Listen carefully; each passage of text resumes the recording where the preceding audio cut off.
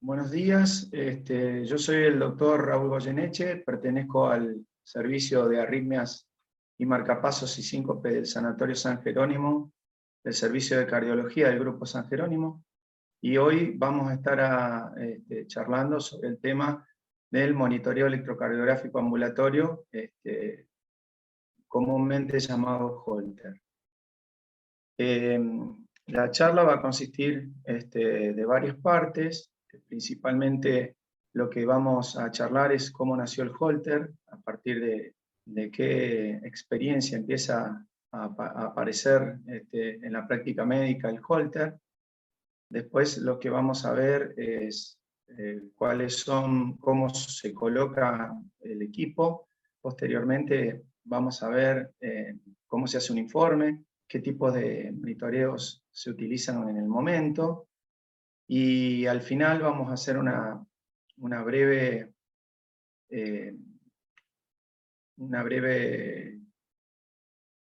explicación de los trazados electrocardiográficos que podemos encontrar en relación con los síntomas que habitualmente, por lo cual habitualmente los pacientes consultan. El monitoreo electrocardiográfico ambulatorio es el registro gráfico de la actividad eléctrica del corazón de manera ambulatoria y dinámica, complementado con el análisis cuantitativo de las arritmias, la variabilidad de la frecuencia cardíaca, los cambios en el ST y el análisis del intervalo QT, que se hace con el QT medido y el QT corregido.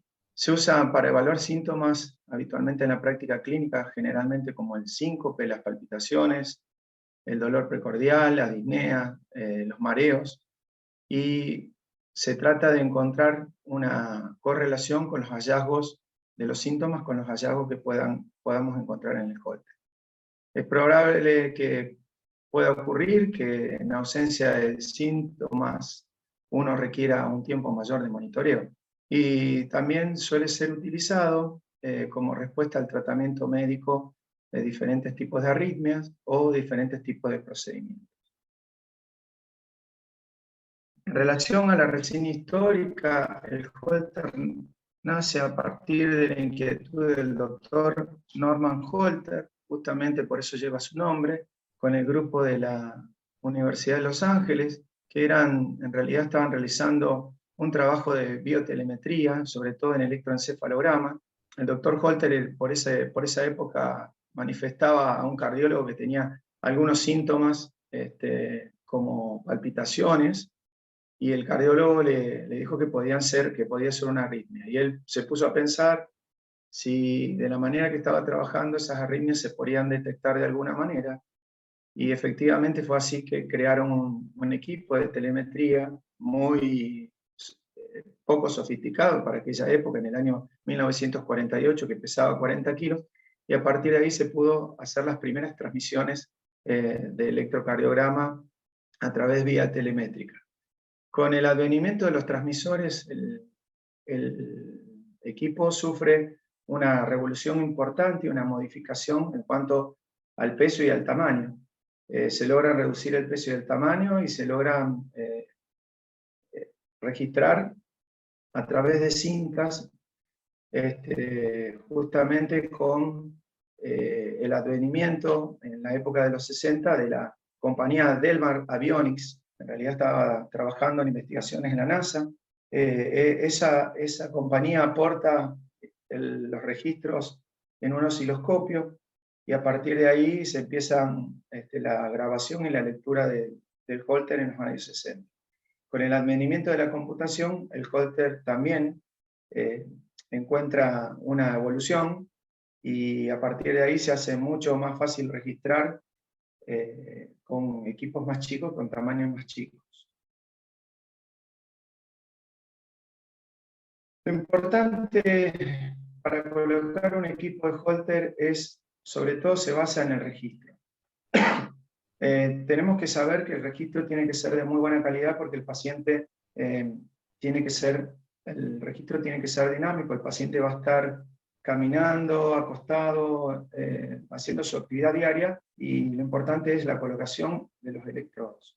En ese caso lo que tenemos que hacer es lograr una buena limpieza de la piel, una preparación adecuada, con gases y alcohol, logrando descartar todos los detritos celulares que pudieran interferir con la señal, y a partir de ahí colocar los electrodos. Para el registro del Holter se utilizan electrodos, o sea, la técnica similar al electrocardiograma, con electrodos bipolares, un polo positivo y un polo negativo. Y los registros pueden ser en distintos canales, pueden ser de distinta cantidad de canales, puede ser de un canal, de 2 canales o de 3 canales. Lo que se usa actualmente son registros de 3 canales que constan de un equipo con 5 electrodos. Acá podemos observar en esta diapositiva la colocación de los electrodos. El primer electrodo que colocamos es el electrodo blanco sobre la clavícula derecha. El segundo electrodo que vamos a colocar va a ser el rojo sobre el manubrio esternal. El tercer electrodo va a ser un electrodo marrón del cuarto espacio intercostal en la línea hemiclavicular anterior. Y el quinto electrodo va a ser entre el cuarto y el quinto espacio intercostal en la línea media clavicular. Y en el flanco derecho colocaremos el electrodo indiferente. A partir de ahí, haciendo la lectura de los distintos polos o de distintos electrodos, vamos a poder tener en el primer canal, entre el rojo y el marrón, un canal, digamos, de las derivaciones monopolares, o sea, un B1 puede ser, o B5 o B6. Entre el rojo y el negro vamos a tener ABF, entre el blanco y el negro una derivación de 2. A partir de ahí vamos a tener 3 canales para analizar el trazado electrocardiográfico. Este es uno de los equipos que habitualmente usamos en los registros. Acá podemos ver el equipo completo donde tiene el componente electrónico, dentro va la tarjeta de memoria y una batería AA, y en el extremo de estos electrodos se colocan los parches. Lo que habitualmente se aconseja es colocar los parches adheridos al electrodo primero y con eso apoyarlos sobre la piel ya preparada. En esta diapositiva podemos observar los distintos tipos de registro electrocardiográfico ambulatorio. Surgieron a partir del tiempo. El Holter fueron los primeros registros. Acá vemos un equipo con 3 electrodos, es un registro de un canal, pero la necesidad de mayor tiempo de monitoreo o la coincidencia, o el buscar la coincidencia con los síntomas, nos permitió desarrollar equipos que se transmitían a través del teléfono, como el segundo equipo que vemos, o el loop, monitoreo a través del loop, que en realidad lo que hacían, se podían tener muchos días y se transmitían en forma telefónica. A partir de ahí se desarrollaron otros equipos donde el Holter tuvo una mayor duración. Acá podemos ver en la primera figura que tenemos un monitor en donde existe un parche parecido a un electrodo. En el segundo equipo tenemos ya un equipo donde el paciente registra los eventos y lo transmite a un teléfono celular, y el tercero es una telemetría ambulatoria en tiempo real. A partir de ahí los médicos pueden hacer una lectura pormenorizada de los eventos que ocurren en el paciente en forma continua.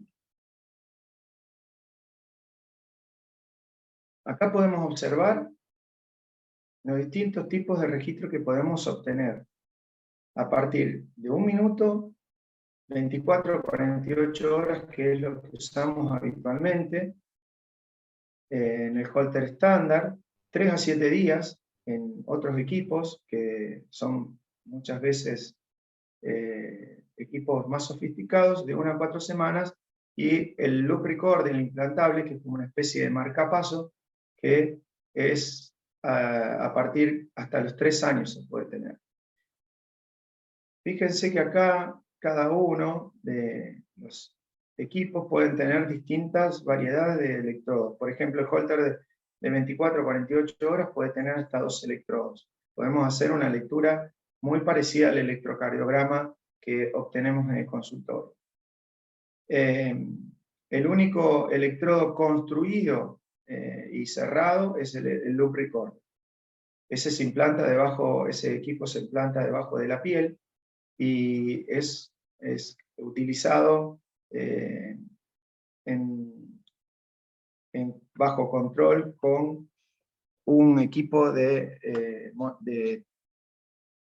control de marcapasos. Acá podemos observar los distintos tipos de análisis que pueden hacer los equipos. La variabilidad de la frecuencia cardíaca, la dinamicidad del QT, los potenciales tardíos, el promedio de la onda P, la variabilidad de la onda T y el nivel de actividad. Solo lo único que ocurre es que el análisis de la arritmia solo lo hace, es solo hecho por el loop recorder. El resto de las variables que pueden obtenerse con el Holter, el loop recorder no las tiene. ¿Cómo elaborar un informe? En realidad, para elaborar un informe debemos tener pautas concretas sobre cómo va a ir diagramándose la información que vamos a dejar en el informe. Lo primero es describir el ritmo de base, describir las frecuencias máximas, mínimas y el promedio, describir si hay extrasístoles, de dónde provienen, cuál es el origen, el porcentaje, describir si existen fenómenos repetitivos como taquicardia, bigeminias, trigeminias, cuadrigeminias, describir bradicardias y pausas, tener en cuenta el horario en que ocurren y la relación con los síntomas, describir bloqueos de ramas, si son permanentes o intermitentes, el intervalo QT y el intervalo QT corregido, que eso lo hace el programa, y la variabilidad de la frecuencia cardíaca, que también lo hace en forma automática el programa. Acá podemos observar un informe típico en donde se pone el nombre y apellido del paciente, la edad, el sexo, la medicación que toma, cuál fue la indicación del estudio, y vamos a poder observar que hay en la izquierda las distintas frecuencias cardíacas obtenidas, la máxima, la mínima, el promedio. En el medio vamos a ver la cantidad de extrasístoles ventriculares. Eso es importante porque nos da un porcentaje de la cantidad de latidos, compara la cantidad de latidos encontrados junto con comparado con el ritmo, la cantidad de extrasístoles que tiene el paciente, igual que las extrasístoles supraventriculares. Y la variabilidad de la frecuencia cardíaca también está en el medio, abajo.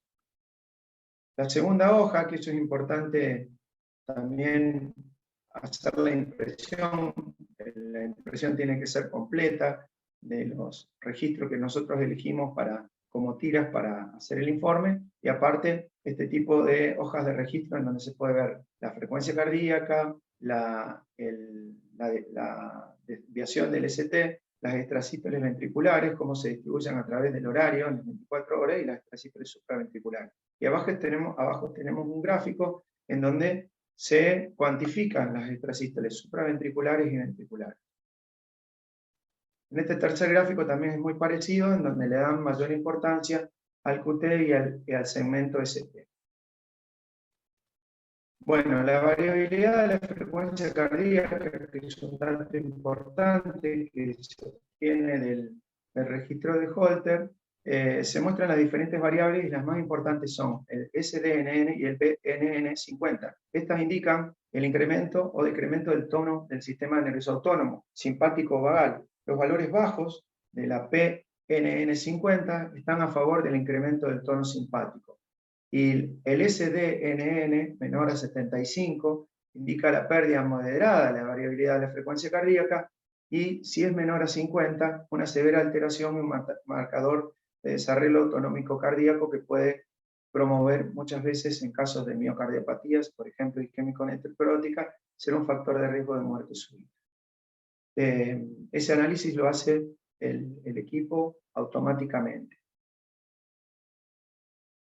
En esta diapositiva, esta es la diapositiva más importante, en realidad, de la charla, en donde vamos a poder observar, de acuerdo a la cantidad de tiempo de monitoreo, la posibilidad de encontrar correlación con los síntomas que tiene el paciente. Y vamos a ver, esto fue un poco desarrollado a partir de la variabilidad que había en la forma de presentación de las arritmias cardíacas. Los pacientes muchas veces se colocaban un holter y durante el registro, el monitoreo, no presentaban síntomas. Entonces, empujados por eso, justamente es que se empiezan a desarrollar equipos de mayor duración. Como habíamos visto, de 24 a 48 horas, de 3 días a 7 días, y de una semana a 4 semanas, y el loop recorder mayor a 3 semanas hasta 36 meses. Acá podemos ver que, por ejemplo, las palpitaciones tienen una amplia correlación con justamente los equipos de duración de mayor de 3 días. El síncope también, en realidad el síncope, lo que uno puede encontrar son hallazgos electrocardiográficos que se pueden correlacionar con el síncope. Y en cuanto a la fibrilación auricular, que digamos que fue un poco la impulsora del desarrollo de este tipo de equipos, la posibilidad de encontrar una fibrilación auricular aislada en un stroke criptogénico, o sea que no tiene causa, es bastante baja. En relación a los síntomas que podemos estudiar, uno de los síntomas más importantes es el episodio sincopal. El episodio sincopal sabemos que puede ser de origen neurocardiogénico o bien puede ser de origen cardíaco. El monitoreo ambulatorio, en realidad, lo que trata de aportar es identificar las posibles causas del episodio sincopal, teniendo un ejemplo, una bradicardia sinusal importante, pausas sinusales, ritmos sinusales con bloqueos y ritmos idioventriculares, episodios de bloqueo AB21 o bloqueo AB paroxístico, o taquicardias ventriculares que muchas veces suelen descubrirse como un hallazgo. En los estudios que trataron de encontrar una correlación entre los síntomas, el síncope específicamente, y los hallazgos electrocardiográficos, encontraron que solo un 4% de la población estudiada en el año 2004 por el doctor Morillo y Baranchuk tuvieron una correlación con los síntomas o con el síncope. Acá en este trazado electrocardiográfico podemos ver claramente un ritmo sinusal en la parte de arriba, que tiene una pausa sinusal importante y un ritmo de escape idioventricular. Podemos observar que el QRS, el último QRS que vemos en la derecha, es de similares características al QRS conducido con la onda P. Eso está hablando que es un escape idioventricular. En este caso podemos distinguir que este tipo de hallazgos, como el hallazgo de abajo, que también el electro de abajo encontramos un ritmo idioventricular más rápido, esto muchas veces uno tiene que correlacionarlo con el paciente.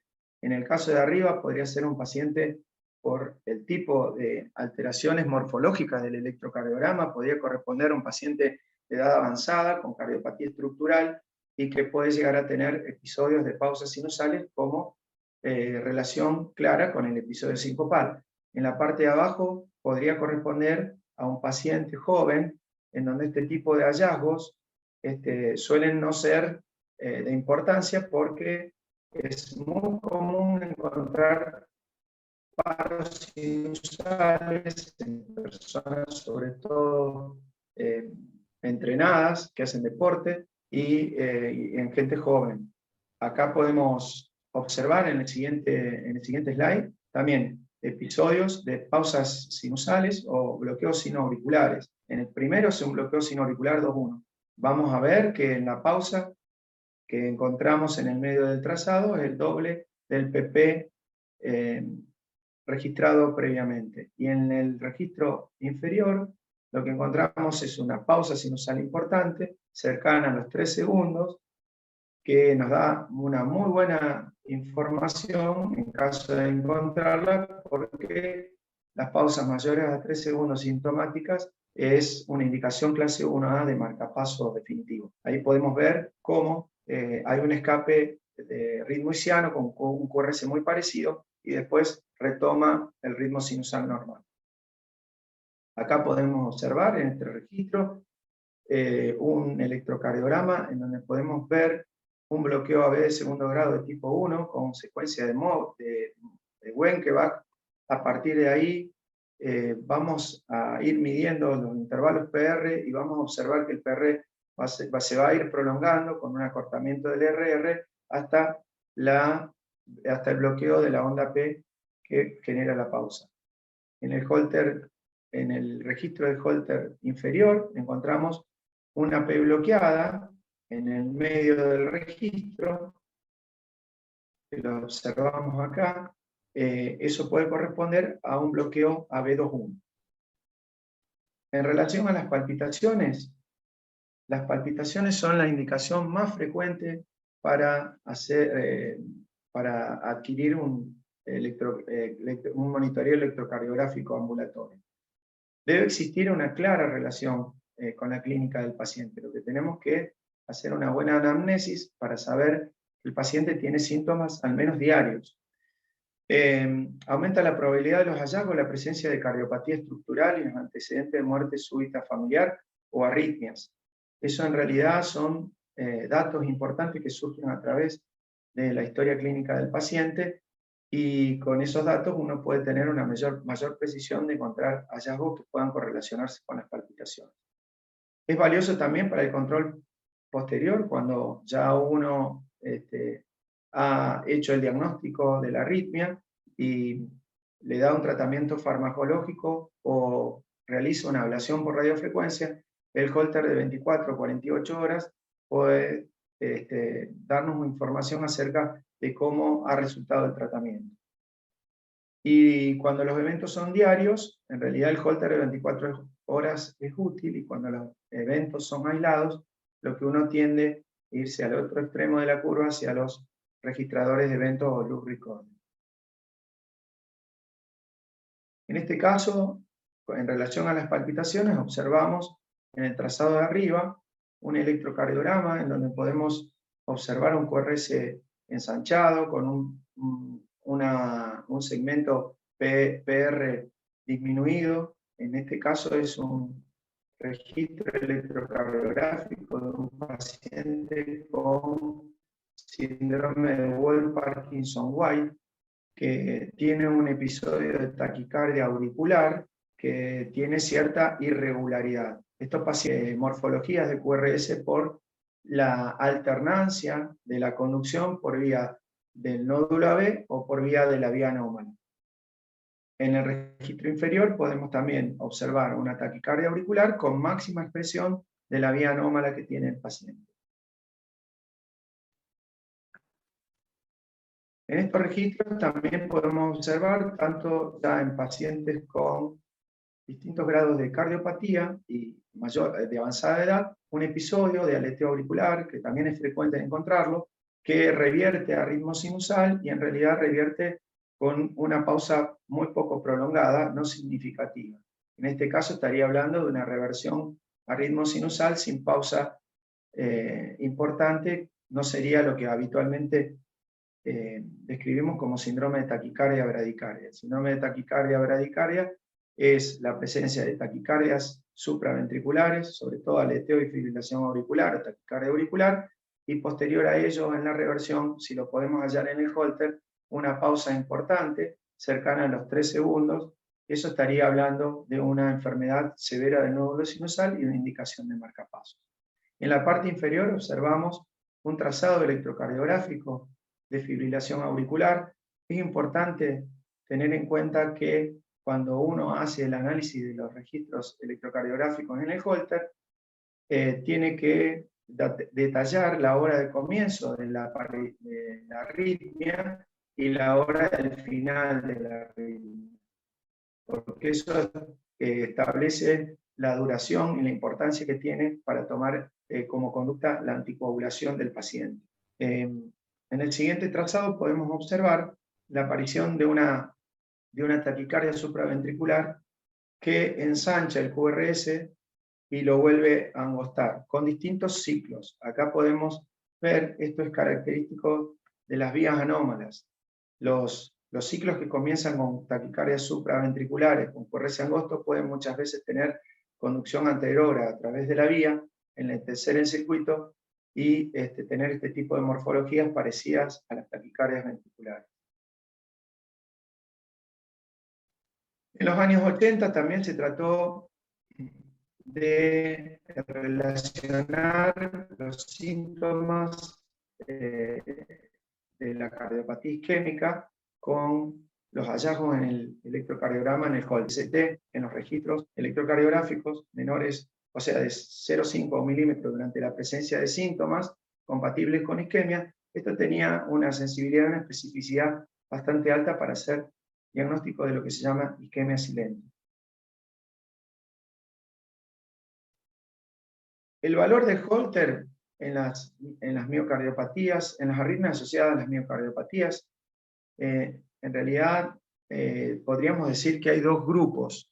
Hay el grupo de los pacientes que tienen arritmia ventricular asociada a la cardiopatía isquémica, que en realidad es un predictor de mal pronóstico del paciente, y otro grupo en donde el hallazgo del Holter resulta ser muy importante para la toma de conducta, por ejemplo, en la miocardiopatía hipertrófica, la presencia de taquicardia ventricular no sostenida es una indicación, junto con otros criterios de riesgo del SCORE, como indicación de cardiodefibrilador.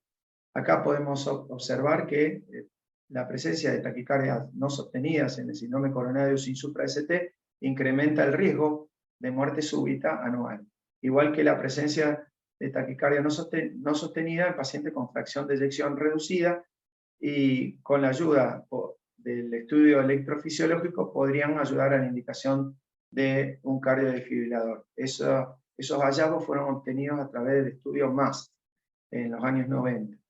Las miocardiopatías dilatadas no isquémicas, también el hallazgo de taquicardias ventriculares no sostenidas, hablan del incremento de la mortalidad de los pacientes. Y como dije, en la miocardiopatía hipertrófica, el hallazgo de la taquicardia ventricular no sostenida es un predictor de riesgo de muerte súbita junto con los distintos puntos del score de riesgo.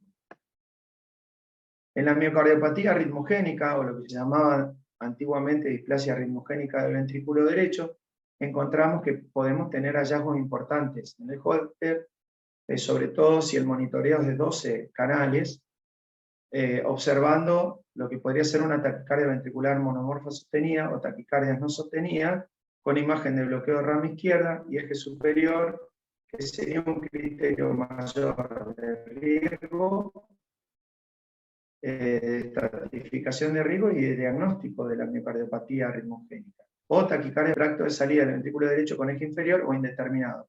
Y la presencia de extrasístoles ventriculares en 24 horas mayores a 500 latidos, en 24 horas. Y en el Wall Parkinson White, lo que nos aumenta la probabilidad de riesgo de muerte súbita es la presencia de fibrilación auricular no detectada.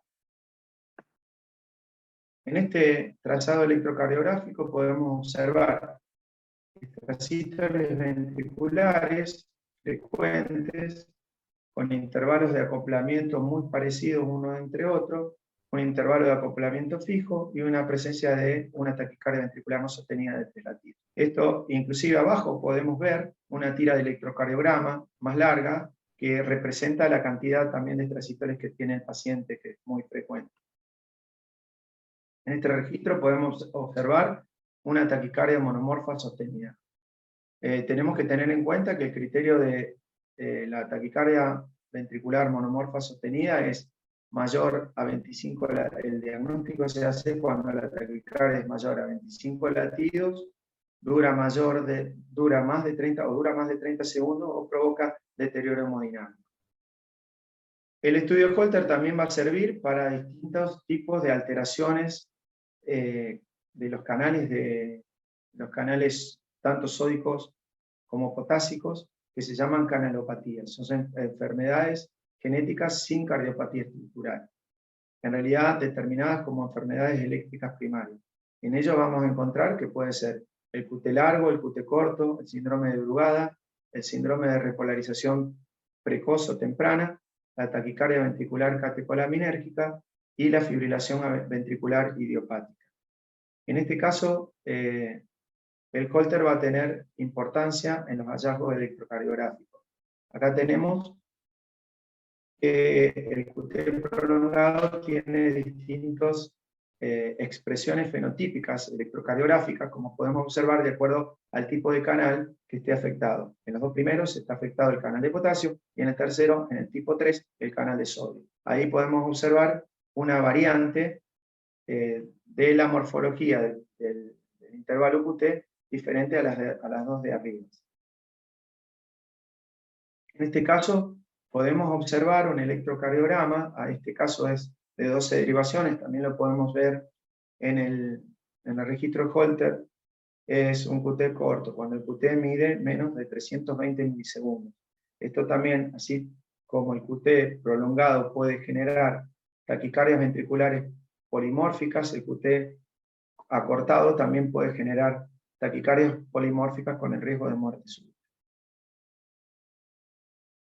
En este caso observamos un electrocardiograma, acá para describir, para que se pueda hacer el análisis muchas veces a través del Holter por la variación que puede llegar a tener el segmento ST, sobre todo en las derivaciones precordiales derecha, en donde si uno tiene sospecha de que el paciente pueda tener un síndrome de Brugada, lo que puede hacer es tratar de colocar un electrodo de lectura en esas posiciones, en las posiciones sobre todo precordiales derechas o precordiales altas, donde va a tener mayor sensibilidad para hacer el diagnóstico del síndrome de Brugada.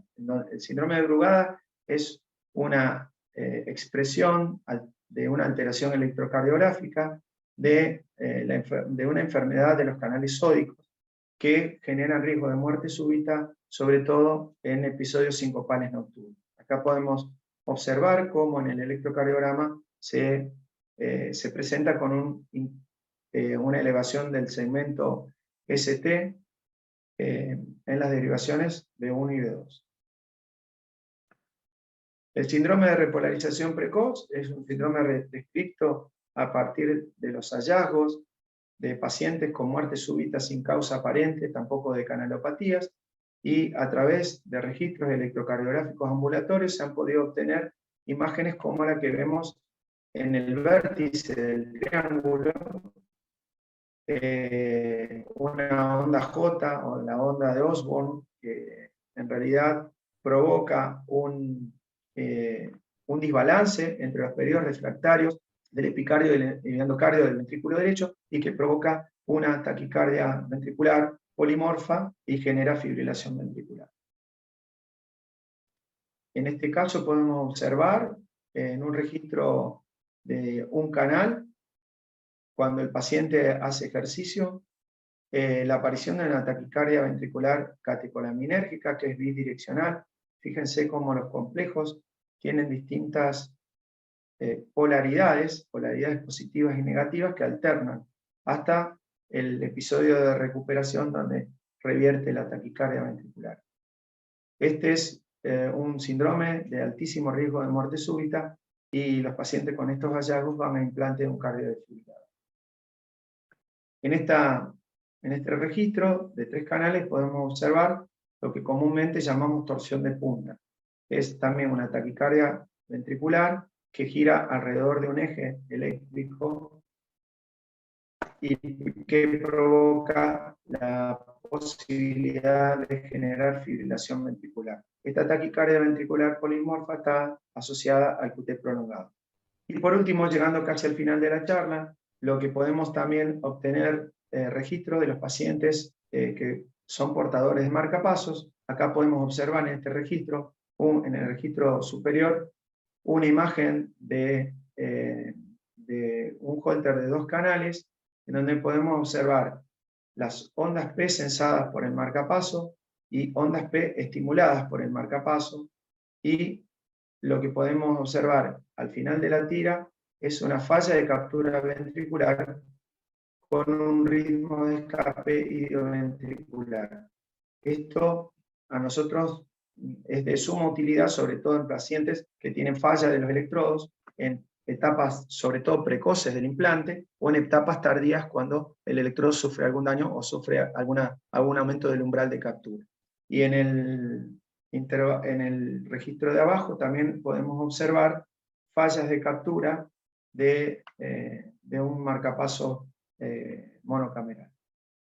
Y por último, para tener en cuenta este registro de pseudoarritmia ventricular, ahí podemos observar lo que podríamos diagnosticar como una taquicardia ventricular erróneamente, y si nos fijamos en el registro, lo que podemos observar, donde están las flechitas negras, es que está el QRS metido entre medio de los latidos que podrían ser una taquicardia ventricular. Eso es un registro de pseudoarritmia y muchas veces puede llegar a la confusión. Es importante en este caso tener otro electrodo, otro par de electrodos para analizar el trazado como ocurre abajo, y ahí podríamos observar que esa pseudoarritmia no es tal y lo diagnosticamos como ruido. Bueno, les agradezco la atención y espero que la información que hayamos les haya sido de utilidad. Muchas gracias y buenos días.